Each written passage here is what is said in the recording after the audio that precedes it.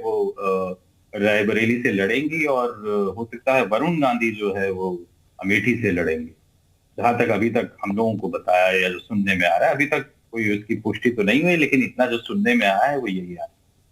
ठीक है, तो देखते हैं आगे क्या होता है। चलिए आलोक जी यही मेरा सवाल है। अभी देखिए पत्ते नहीं खुल रहे हैं, लेकिन मेजर साहब कह रहे हैं कि ऐसा होगा, और फिर ऐसी स्थिति के लिए आप तैयार हैं?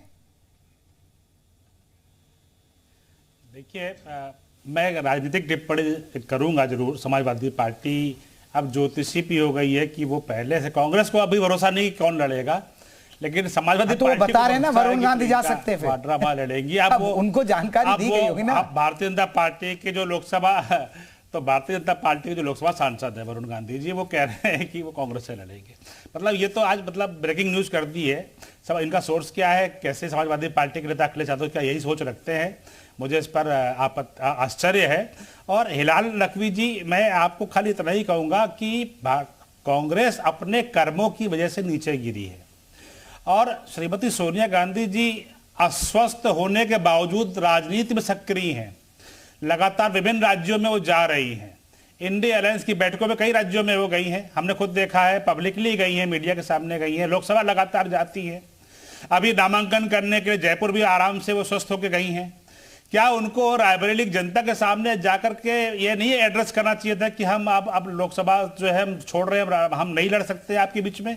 उसके लिए स्वास्थ्य क्यों आड़े आ गया? तो यह एक तरीके। और पहली बात, बिना लोकसभा लड़े पहले ही राज्यसभा के लिए लाल जी को बुलाइएगा। मैं इसको पलायन करना कहूंगा।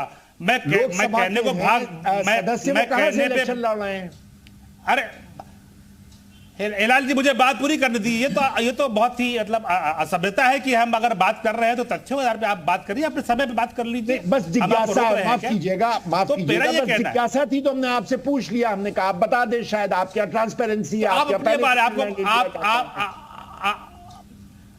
मुझे मेरी बात रखने दीजिए। पर कांग्रेस पार्टी राहुल गांधी के नेतृत्व में एक फेल नेतृत्व है, जो कि अपनी पुश्तैनी सीटों को भी कामयाब करने में नाकाम हो चुकी है। और मेरा स्पष्ट रूप से कहना है, इसलिए कांग्रेस के छत्रप विभिन्न राज्यों में जो कांग्रेसी पुराने खानदानी थे, सब छोड़ करके आपकी पार्टी को जा चुके हैं। अभी आपने महाराष्ट्र में भी देखा है, देवड़ा परिवार हो चाहे चौहान परिवार हो, आपको छोड़कर जा चुका है। जो आपके एक प्रदेश का मुख्यमंत्री था और एक व्यक्ति जिसके पहले भी तमाम आपके छत्रप छोड़ के आपको जा चुके हैं।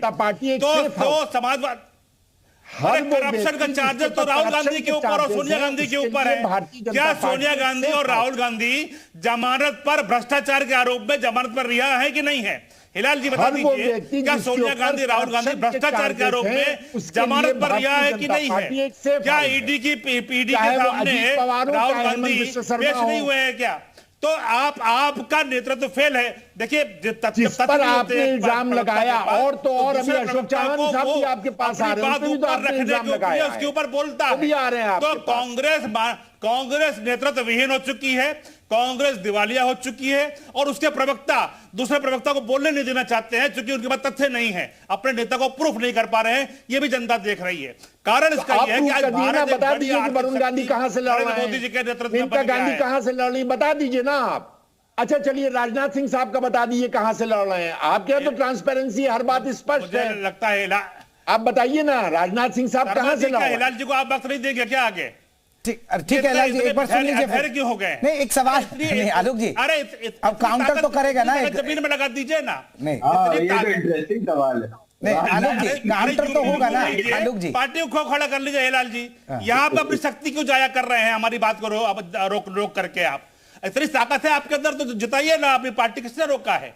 हम तो जिता के ला रहे हैं, छोटे बोल रहे हैं कि आप डर के मारे भाग गए यहाँ से, डर के मारे भाग गए आप यहाँ से, क्योंकि राहुल गांधी का हारना बर्दाश्त नहीं कर पाए। सोनिया गांधी हार जाएगी इसलिए आप भाग गए। मैं तो साफ साफ कहना चाहता हूं, इसीलिए आप लोकसभा चुनाव लड़ नहीं रहे हैं। सोनिया गांधी का स्वास्थ्य में कोई ऐसी बात नहीं है, लगातार चल फिर रही है, हर जगह जा रही है। तो खाली भागने की वजह से, चूंकि नेतृत्व के पास दिशा देने के लिए समय नहीं है, पार्टी हताश और निराश हो चुकी है। आपके नेता आपको छोड़कर ठीक है आलोक जी, मैं आऊंगा, हिलाल साहब लौटूंगा। मैं विजय उपाध्याय जी एक चीज और मैं आपसे समझना चाहता हूं, क्या रखने जा रहे हैं? ठीक है आलोक जी मैं लौटूंगा आपके पास। एक विजय उपाध्याय जी, एक बहुत महत्वपूर्ण बात, क्या आपको नहीं लग रहा है कि अगर गांधी परिवार, क्योंकि मैं फिर वही अगर लगा रहा हूं, देखिए अभी तक पत्ते खुल नहीं रहे और वही कहीं ना कहीं कांग्रेस के लिए देरी की वजह है, जिस तरह मैंने पहले भी कहा, अगर गांधी परिवार का कोई भी सदस्य यहां चुनाव मैदान में नहीं होता है तो आपको नहीं लग रहा है कि यहां कांग्रेस का मनोबल टूटेगा और फिर कहीं ना कहीं गठबंधन पर भी कुछ ना कुछ रणनीतियां बदलेंगी, सपा भी कहीं ना कहीं अपनी रणनीति बदलेगी फिर और सोचेगी? देखिए, कांग्रेस उत्तर प्रदेश में 85 में जीती थी विधानसभा चुनाव बहुमत से।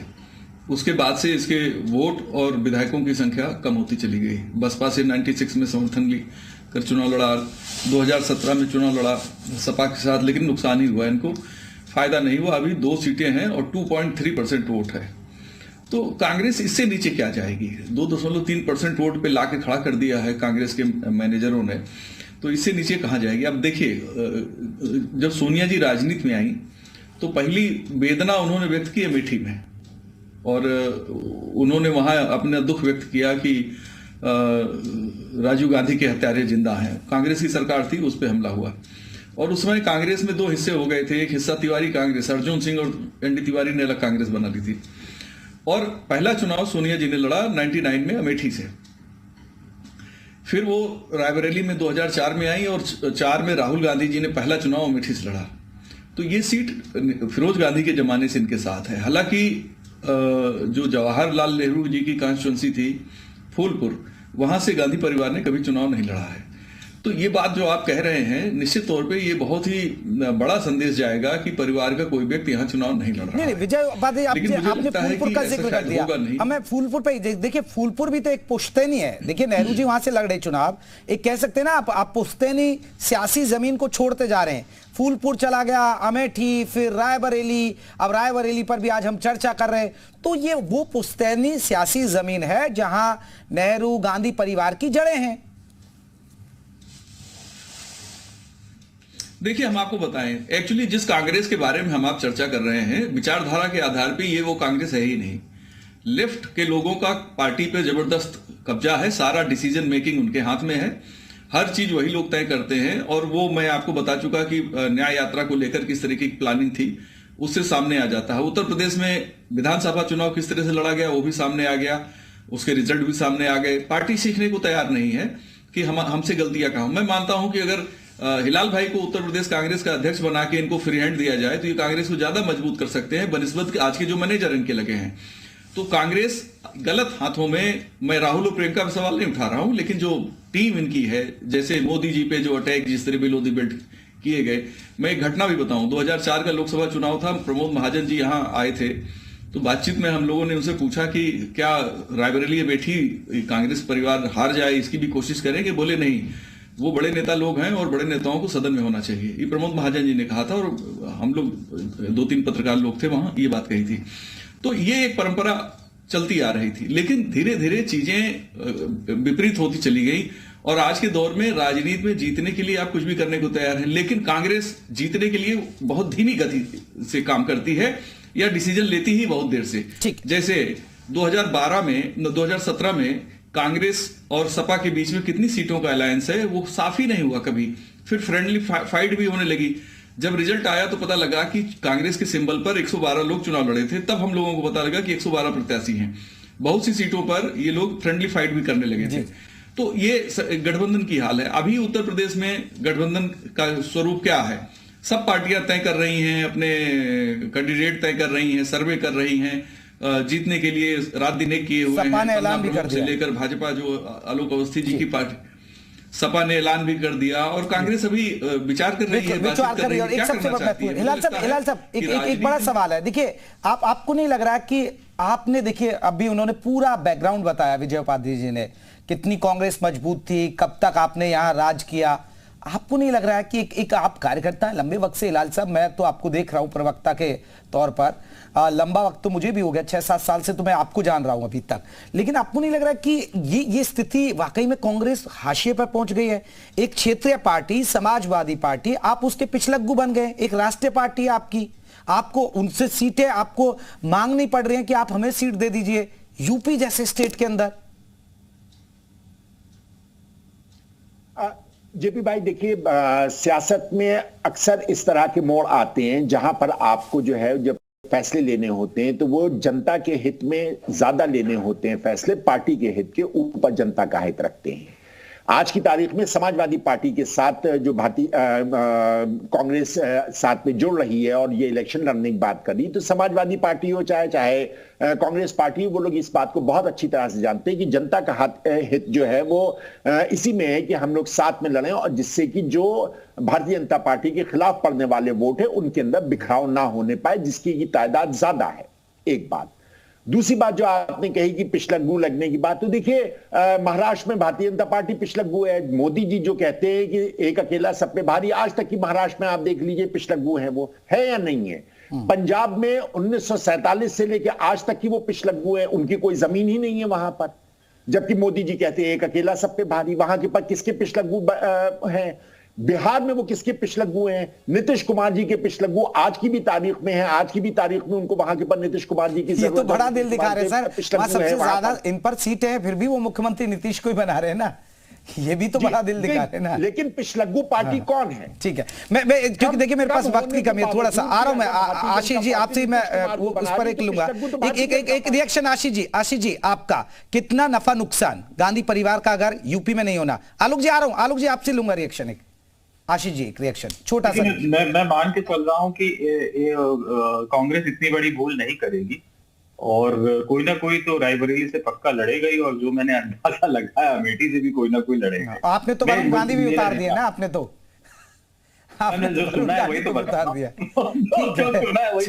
चलिए आलोक जी आप कुछ कहना चाह रहे थे? हाँ, मैं ये कहना चाह रहा हूं, देखिए कांग्रेस की दुर्दशा का कारण कांग्रेस की नीतियां रही हैं। जनता ने आखिर जिस पार्टी ने देश में 55 साल तक राज किया, जो आजादी के पहले से एक अंग्रेज के द्वारा बनाई गई पार्टी थी, वो चलती आई, उसकी दुर्दशा क्यों हुई? राहुल गांधी के काल में ही ये दुर्दशा हुई है। और आप विश्वास मानेंगे, पिछले 2019 के चुनावों में 18 राज्यों में कांग्रेस का खाता तक नहीं खुल पाया है, एक सीट 18 राज्यों में नहीं जीती है। और भारतीय जनता पार्टी 10 राज्यों में 100% सीटें जीत करके आई हुई है, 100% सीट का हमारा 10 राज्यों में है। वहीं आप देखेंगे तो हमारा 224 सीटों में हम 50% से अधिक वोट पाकर के जीते हैं, और हमारे पास 50 सीटें ऐसी हैं जहां पर हम 45 से 50% के बीच में वोट पाए हैं। तो हमारा स्ट्राइक रेट जो है वो बहुमत से ऊपर है। 272 में बहुमत होता है, हम 274 स्कोर कर रहे हैं पहले से ही। और आज हम जब नरेंद्र मोदी जी जैसे एक सफल नेतृत्व और एक ईमानदार नेता जो देश को विश्व में जो है आज विश्व को बना रहा है, ये बड़ी बात है सर, इसका फायदा हो भी रहा है। अब सबसे बड़ी बात है कि अगर गांधी परिवार यूपी में चुनाव नहीं लड़ेगा तो क्या होता है, ये देखना बड़ा दिलचस्प होगा। आप सभी मेहमानों का बहुत बहुत शुक्रिया हमसे चर्चा करने के लिए।